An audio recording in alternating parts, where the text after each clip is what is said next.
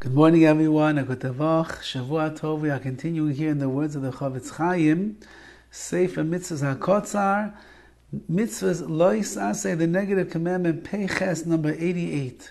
Shelo le'echol chelev. A person is not allowed to eat forbidden fats. Shenemar, like it says, Kol chelev shor v'chesev ha'ez lo yisechelu. It says that all of the forbidden fat of an ox, of a chesev, of a sheep, or of a goat, lo yisechelu, you're not allowed to eat.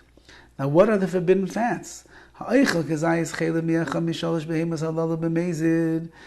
person ate a kezayis and olives worth of chelev of these forbidden fats from one of these three animals that we just described, they did it b'mezid knowingly, chayiv kares, he gets cut off spiritually.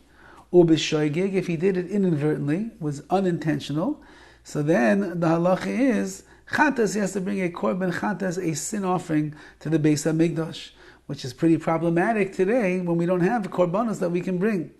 Chelev ha'al yomut, however, the fats that are on the tail of a ram is permissible. Why? Shaloi nikra chelev, because it's not called the prohibited fats that we are describing. Ela kol ma sheshayach l'korban, only the parts of the animal that were shayach, that were part of the korban of the sacrifice that was brought on the altar, kama chelev she'al kerev. For example, the fats that is on the kerev, uklayos, uksalim, that's on the entrails, on the kidneys or the loins of this animal, chutin shebechelev, so too the sinos of the chelev are also forbidden, asurim, that you're not allowed to have either.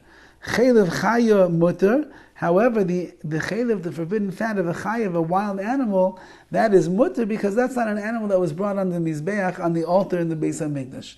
This is a halacha that applies to men and women all of the place, all of the time. Now remember, when you go to the kosher market and you buy a piece of meat that is under hashgacha, so the assumption is that the only way that it got to hashgacha is because it knows the laws of chelev, and therefore you don't have anything to worry about. They're not serving you any of these forbidden fats. The next halacha, peites, number 89, Mitzvahs lo yisaseh, a negative commandment, shelo lechol kol dam, you're not allowed to eat any blood. Shenemar v'chol dam lo yiseichlu, you cannot eat the blood, la'oif u'lebehema, to a bird or to an animal. You can't eat their blood.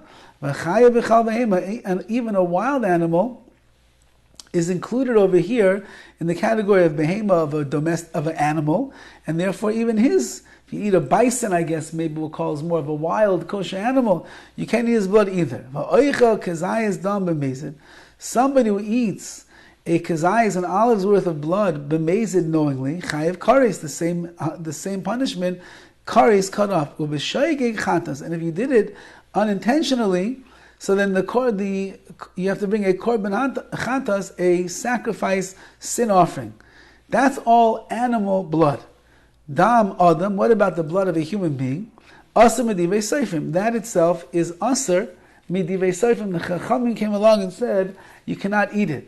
V'dafke im perish mina adam, that specifically if it was drawn out and it was separated from the person, the blood left their body. But if it's still within the flesh of the person, for example, a person would bite into their cheek by mistake and they drew blood, that blood is considered a part of the person, and therefore it would seem to be that there's no prohibition over there. Dam, dogim, echagavim tar. However, the blood of fish and of the permissible locust that a person is allowed to eat, taharim, that is tahar. Again, we said that we don't have that Masorah, we don't have that transmission today. I believe that the Temanim, the Yemenite Jews, do know which chagav, which locust they're allowed to eat, and even if it gives out blood, taharim, that's fine, mutter, you're allowed to end up eating those. This is a halacha that applies everywhere all the time. Men and women, and once again, keep in mind that when you go to the butcher, when you go to the store, or when you go to a restaurant, and you are eating food that is there, or you're buying food under the respectable and reliable hechsherim, we assume they did something called malicha.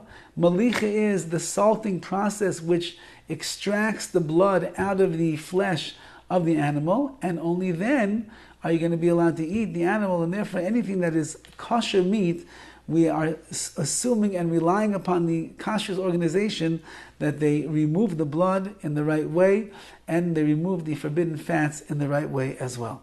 Have a wonderful day.